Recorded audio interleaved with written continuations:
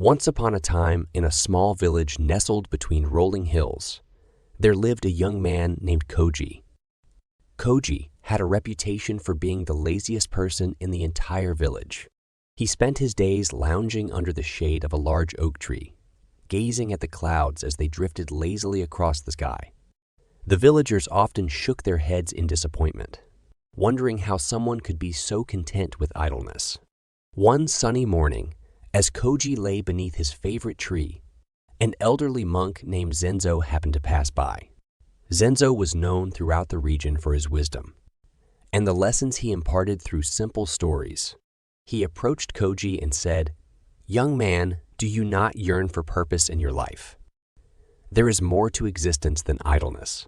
Koji, without even opening his eyes, mumbled, "Why bother?" Zenzo smiled and sat down beside Koji. He then began to tell a story. Once, in a lush forest not too far from here, there was a tree that stood tall and proud. This tree had the most beautiful leaves, and its branches reached high into the sky. Birds built nests in its branches, and animals sought shelter under its canopy.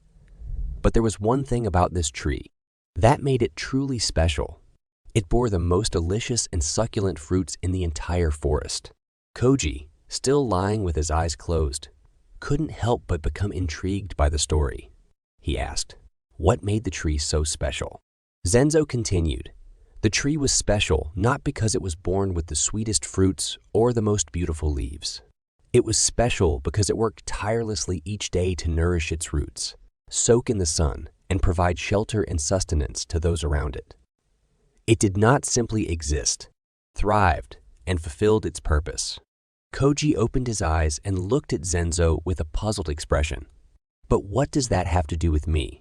Zenzo replied, just as the tree found purpose and fulfillment in nourishing itself and others, so too can you find meaning in your life by overcoming laziness and contributing to the world around you. You have the potential to bear sweet fruits of your own, to make a difference in the lives of those you encounter. Koji pondered Zenzo's words for a moment. He slowly rose from the shade of the oak tree and said, perhaps you're right. Old monk, maybe it's time I seek my purpose and put an end to my laziness. From that day on, Koji began to work diligently. He helped the villagers with their daily tasks, tended to his own garden, and even discovered a talent for woodworking.